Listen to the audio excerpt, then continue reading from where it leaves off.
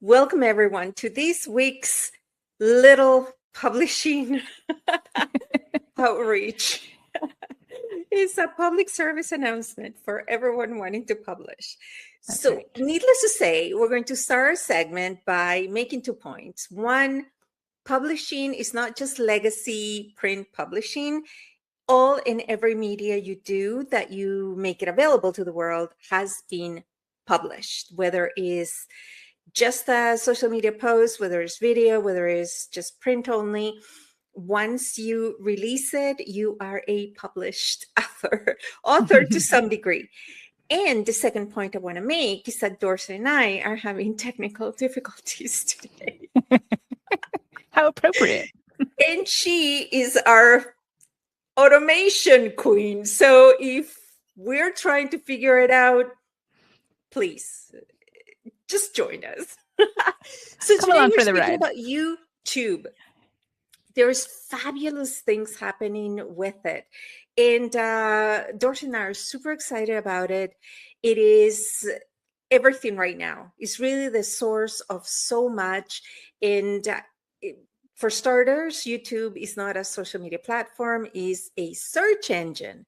So yes, although you can build a following in a community, it doesn't necessarily rely on 100% your network like Facebook or other Instagram or other true social media platforms.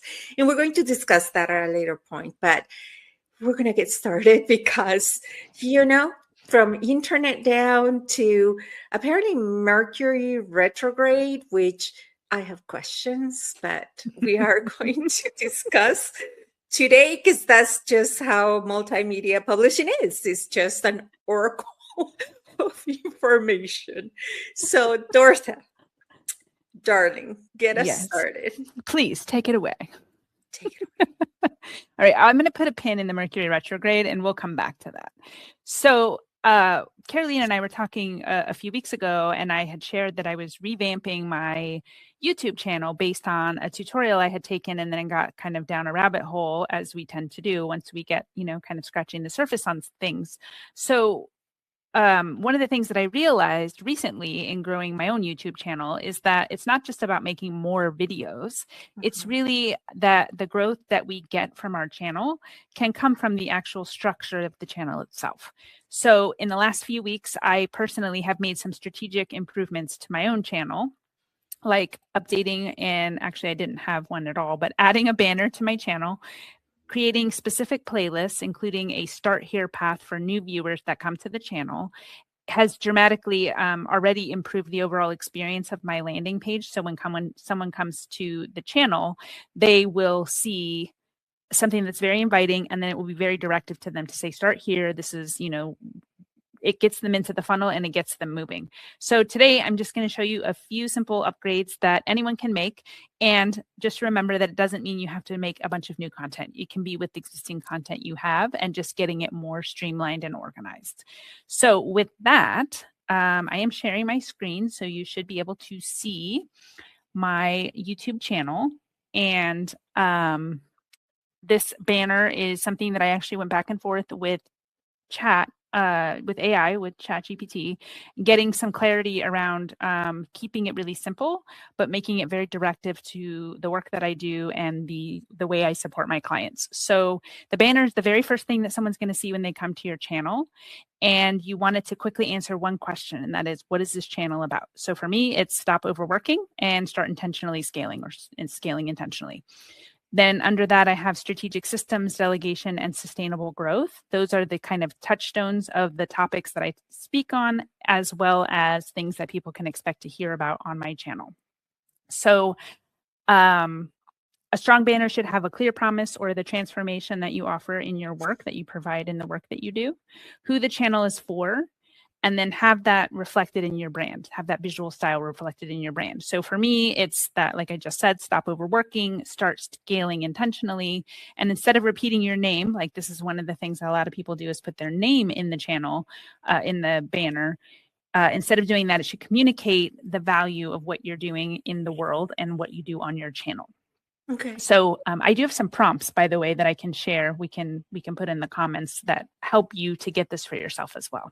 I love it. And one staying on banner, right? I do curate a few brands that I consult on a fractional CMO basis.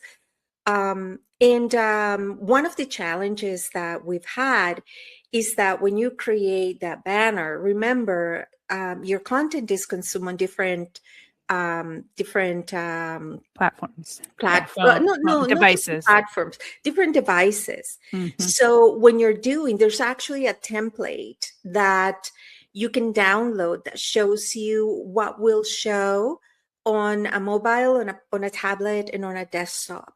Yep. Because it won't be the same banner on all three. It's not like a website that mobile friendly. that is responsive. Mm-hmm. This is responsive, but Yep. it won't be just resizing. It actually right. crops parts of it. So Yep. you got to be mindful. Otherwise, half your words could be cropped, on phones or tablets. Yeah. And when you upload your banner in the back end of your YouTube channel, it will actually show you in that same template you're talking about, Carolina, how it will look across all devices. So if your words are in that frame where it says what all devices will see, you're golden. If not, or if something is hard to read, because on mobile, that's the thing that you have to really be paying attention to, is that this will get scaled down. So you want to make sure that every word can be read, no matter what kind of device they're on. Agreed. And then what you can do, because, we're going to go off the way here, is you can take that template, because if you're Dortha, you're going to get it on the first shot. If you're me, you're going to a couple of times until you get it right. And so what I ended up doing was transferring that template onto Canva and then putting it above my my banner that I was creating. Sorry, we were laughing so hard now. It's like I got things happening. Makeup was running. I know. Well, yes, actually, in the warming of this show, makeup was running. So you put it on Canva, and then you're able to adjust and fit the spaces that YouTube is telling you to fit. Yes. And so that's kind of the last thing I have on banner, unless you have anything else, Carolina. I was going to move into playlists. No, I think playlist is, there's been major upgrades to playlists. So we're going to want to talk about that. Yeah. So one of the probably least utilized pieces on your channel is actually something like this, where you see I have a start here, build a sustainable business. So this is actually where I put what is called the welcome video. And a lot of people, the mistake that we see often on channels is that they put some piece of content there that, maybe you did when you first started your channel, like, more than a year ago, or when you were first starting to learn how to record video. And, you're a more polished professional now when you're doing more videos, and that comes across kind of badly. So one of the things that I was playing with was like putting a more current piece of content there as that welcome message, right? So when somebody comes to my channel right now, you're seeing it as me because I'm logged in. But Carolina, if you were showing your screen logged in as me, not logged in as me, but if you were logged in as yourself visiting my channel, you would see start here, and then this would be the welcome message. Why you're still the bottleneck in your business. So I've done a couple of things here. One is I've carried the consistent branding from my banner into my thumbnail images on my playlist. And this very clearly tells somebody where to start. It's going to give them a lay of the land, what they can expect. And I've made something where they're like, oh, you're the bottleneck. Oh yeah, you know what? I am the bottleneck. It makes them call themselves out. And I'm doing it kind of in a loving, gentle way. Like we talk about being provocative without being controversial. And That's saying like, exactly, as you like to say. So this is why having that welcome video is really important. Having a trail of breadcrumbs for someone to follow is very important. One of the other things within a playlist that's really important is at the end of each of those videos, you can have them at the end screen, you can have them go to another playlist, or you can have them go to another video, and there's always that option to subscribe. So these are things that you can add to each of your videos. It doesn't take long. You don't have to be super tech savvy. It will walk you through how to do it. You can actually pick a template, or you can add elements at the end of the video. And the thing about playlists, one of the probably underutilized purposes of playlists is that it will help viewers to actually binge your content, right? Because they're going to, oh, like this is the next one in the series. This is the next one. YouTube starts to understand your topics and your content, and that will help them to start recommending you as well. And it guides people deeper into your channel. So from Start Here, I have other playlists, as you can see: embodied leadership and capacity, smart systems and intentional scaling, right? And then my shorts. So all of and I that. love that the color, sorry, I'm such an That's okay. image visual person. Yes. That I love that you've really curated the visual of the Yeah. channel. Like Yeah. everything is within the same color family. Yeah. Yeah. And just And using actually, like, oh, go ahead. sorry, before we go too far, Yeah, the algorithm actually checks that. it So does. if you're using like the more professional your channel is, Yep. whether it's the splashcards or any just the way you're writing your descriptions or everything, the Yep. more professional it is, like a higher production value. And you don't need to do like fancy schmancy effects on it, just the Mm-mm. professionalism of it. YouTube will actually promote your content. Yes. And they'll send you little love notes saying, we appreciate the high production value of your content and blah, blah, blah, And blah. you'll start to see things like more comments coming through and more subscribers coming through your channel as well, because you're starting to get traction within the algorithm, which is like, it's this mythical thing, right? Everybody talks about the algorithm like it's some kind of, Bigfoot in the wild. But there are ways that you can actually it's like a fire. You keep stoking that fire, it's going to continue to burn hotter and hotter. And if you, translate that accordingly, right? One of the other things that you can do is be consistent in your posting.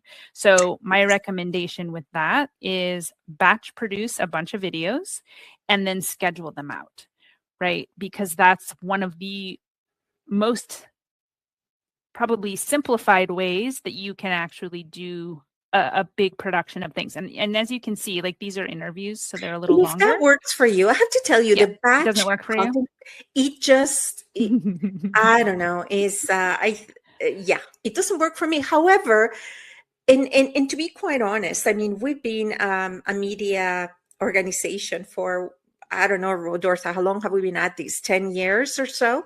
Something like that. Close to. But you know what?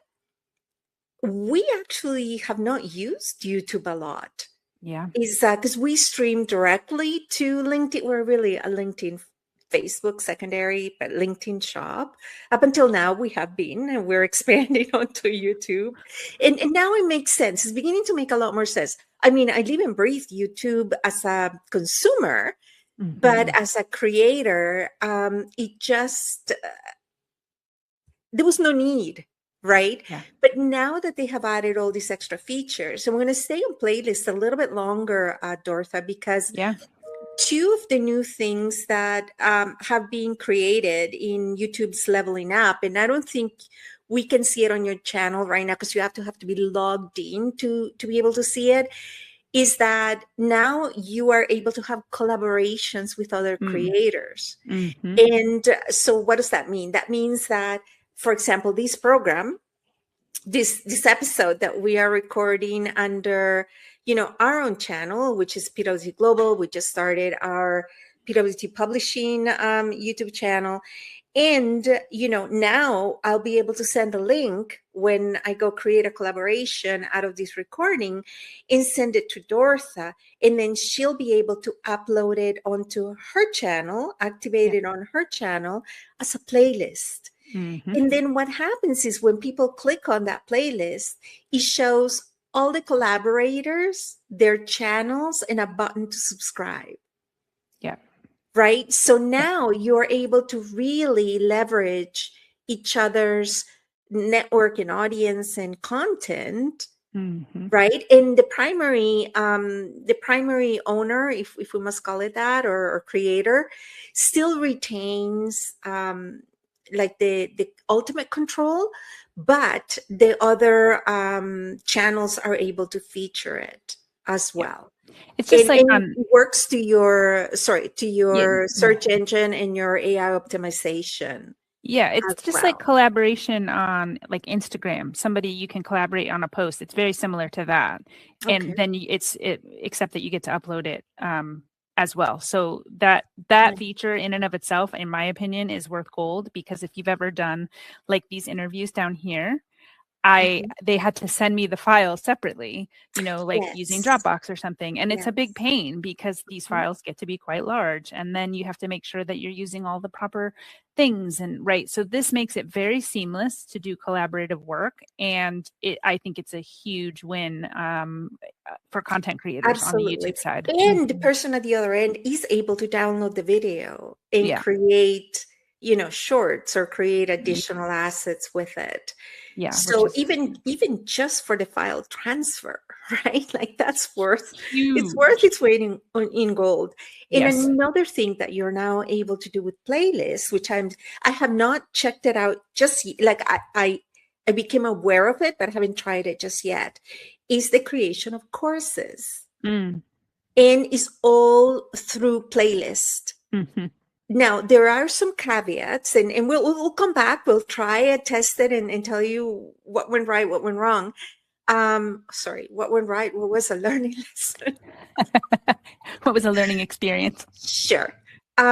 Because there's some restrictions, like for example, the content that you put as a lesson or in that playlist cannot be published anywhere else or cannot be available. Like I just saw it. I have not had time to start one, but we will check to see what the limitations are, and they're not the only ones. Yeah. If you are publishing anything on Amazon, for example, and it's available for free anywhere on the internet, they won't let you publish, Yeah. right? So That's you right. need to publish there first, and then put any kind of content. But we're not on Amazon today. That's another episode. That's So, for another but episode. speaking of podcasts, you can Mhm. now You also can have add a your podcast. podcast Mhm. onto YouTube. And that would come up here under what you're seeing on my channel where it says home videos, shorts, playlist. There's a tab that will say podcasts. And Yes. if you are connected, so there's two ways that a podcast really works in your advantage. If you're doing video, which I highly recommend if you're doing a podcast, Mhm. that you use the audio somewhere like, if it's Spotify or Like an Buzzsprout or MP3. You have something like the that. MP3 file of That it. will come into your podcast playlist as well as Mhm. the video. So you're getting twofer, right? It's a twofer because you get the video version and the audio version coming in from different places. So again, YouTube is seeing that consistency and making sure that you're doing regular posting, at least once a week, depending on your audience size. If you're growing your channel, once a week is showing that consistency. Just if you can schedule your content, it's great because then it's going to come out at the same time. It's going to let YouTube know that you're doing all the things and it makes the algorithm happy. So anytime we Yeah, can do that, right? for sure, for sure. And you know what is I have to tell you, YouTube is not difficult, but it's not easy. Like if let me think about that. It's not intuitive. Mm. In Yes. order, I have been online with clients that I'm trying to tell them how to set it up properly or to do something. Yep. And to find how I did it on mine is like, some mystery search, right? That Yes. it is not the most intuitive, but Yeah. but the reason I'm saying that is because that's where Dortha's genius comes in. Like Dortha is our editorial director of all of our assets, like the magazine, the YouTube channel, like all of it, All of the curating, make sure we are on brand and on point, and that we are using the features that mean something, yeah. right? And I have to tell you, YouTube is one of those things as a creator that we probably use 20%. Like there's still a lot of it that when I see it, it's like, I need to find out what that does, right? But, Yes. if you're me from a curation and research standpoint, okay. But if you're a clinician, a practitioner, a service provider, you don't necessarily have time to be, playing the guessing game. Just contact Dortha. Yeah. right? And get your discovery session and find out by the time you spend 8 hours or, hire Dortha for an hour, it's going to be a lot cheaper to hire someone And a for lot an less hour headache. than for you to spend all day trying to figure it out, right? And still Yeah. not get it right, Right. right? That's Yeah. the main thing. And So what do we I have? will, yeah. So I was also going to just say, like, someone like myself, I stay very current on all the things. Mhm. So that's another factor, is like these things are constantly changing, and that can be crazy making for a content creator, right? So we talked about playlists, we talked about that welcome video and your banner. So the next thing is analytics. If you already have a channel, you can come into your analytics, and one of the most interesting things that you can find back here is the source of where your traffic comes from. So if you click the analytics and then you go into audience, maybe it'll go, I don't know what's happening. There we go. And you can actually see like what's happening by day with your channel. And then hang on here, advanced mode. This will open up an additional window, and you have to have it break the content down. It defaults to content, but you can actually scroll through here. I'm looking for audience,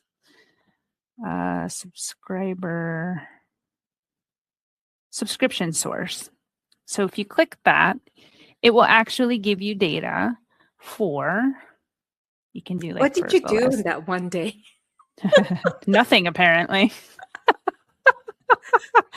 So if you look at this, what's really cool is it will tell you, for me, my number of subscribers from YouTube watch page, which is the page that comes up at the end of a video.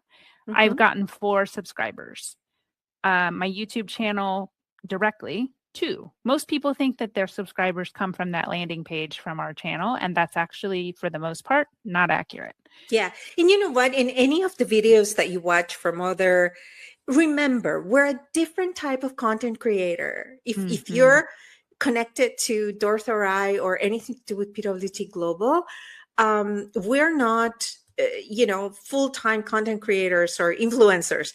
We are clinicians and practitioners and service providers Yeah. that do this as a means to educate and inform and serve our audience. But Yeah. so we play it differently, right? So to say something, and I don't know if it's just my own rebelliousness or passive aggressiveness, but if I come across no me if I come across a channel or a video or whatever that the first thing they tell me is subscribe, it's like, why? Close. Yeah, like, or don't scroll past this video, scroll. I'm It's going to like, do don't tell exactly me what what you to just said. do, right? Mm-hmm. Is you got to, and we're going to come back because this is a longer topic. We're actually going to do a magic tour of all the different platforms. What's a social media? What's a search engine? How to optimize each one? And does it make sense for you to be everywhere? Yeah. Because really you just need to know where your audience is coming from. If you go to our new channel, so Powerful Women Today for us has been our longer channel, and it's just been honestly, it's been a place to park videos for a long time, right? Because we stream directly to our channels on LinkedIn and Facebook. So LinkedIn alone, I was putting together my analytics for a new client that's coming on board, a partner. Sorry, it's not a client. It's a promotion partner. And I was saying, we've had close to 300,000 impressions just last year alone, right? And because we were talking about the 1 million woman challenge, and he's like 300,000 impressions, and I said, yeah, we do, and that's just us. That's not counting our collaborations and all of that, right? So if somebody goes to our YouTube channel and sees our activity there, it's like mwah, mwah, mwah. But really, because it's not our primary channel.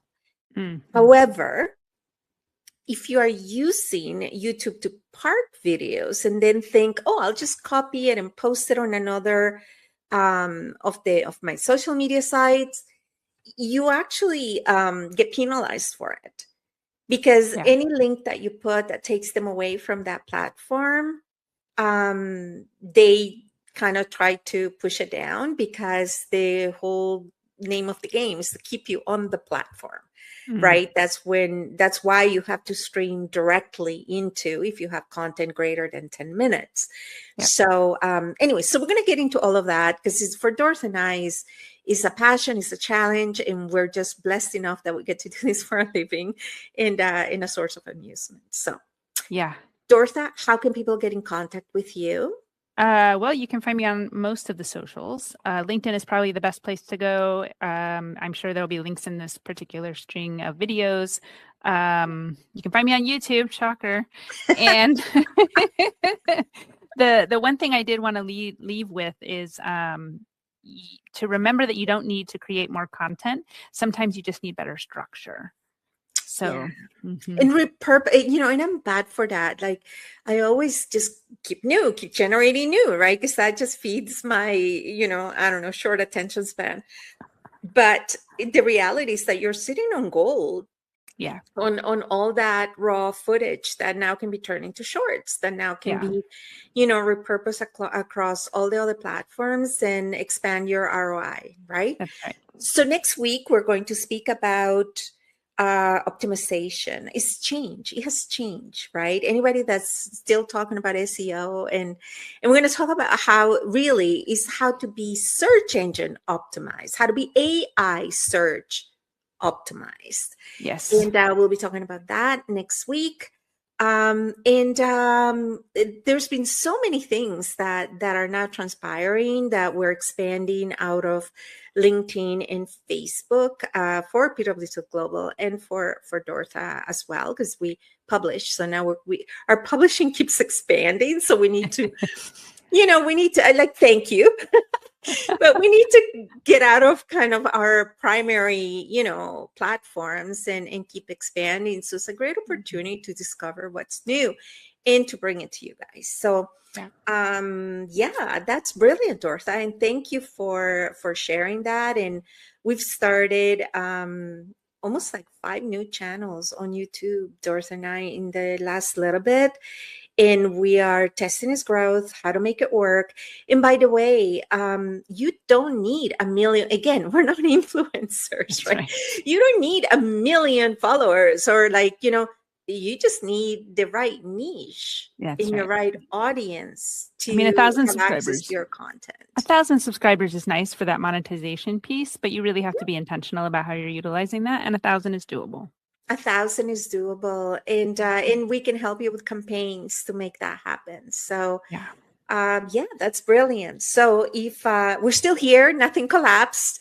Thank you. And I know we usually stream a week away, so it won't be Mercury retrograde. I don't even know. Please, let's spend the last 2 minutes explaining Mercury retrograde, and I have questions. Okay, do you want to start with the questions? Or yes, is it Mercury the only one that retrogrades? No, all the planets do experience retrograde. Generally speaking, Jupiter just, I think, recently came out of retrograde. It's stationing direct right now, or Saturn, I can't remember which. But essentially what a retrograde is an optical illusion that the planet appears to be rotating backwards. And it happens with Mercury for about 3 weeks. And most people tend to freak out the most around Mercury retrograde, because Mercury is the god of communication and mischief and all of that. But if it's an optical illusion, why does it affect people? Because some people are more sensitive to the energies. Oh. I mean, okay. Follow-up question.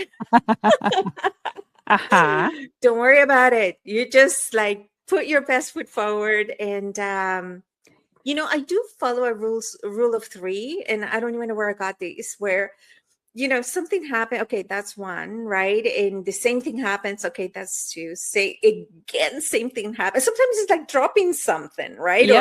Or just something appears in your radar, like an image or a name or something. By about the 3rd time, it's like, okay, I'm paying attention. So there are signs. I am not the most proficient at it, and that's why we have Dortha. It's beautiful, and for that you need to switch channels to our WEFM. There's all this beautiful world that is occurring outside of the obvious, Yes. And so trust it. If you're feeling the energy, you're feeling the energy. If you're not, you're not, right? Does Yep. Earth go into retrograde? No, I think if it did, it would probably kill us because that would. Okay. So let's not give the universe ideas. So on that note, thank you for watching. Thank you for staying with us. Thank you for following. And it's been a pleasure. Thank you, Dortha. Thanks, Until Carolina. next time.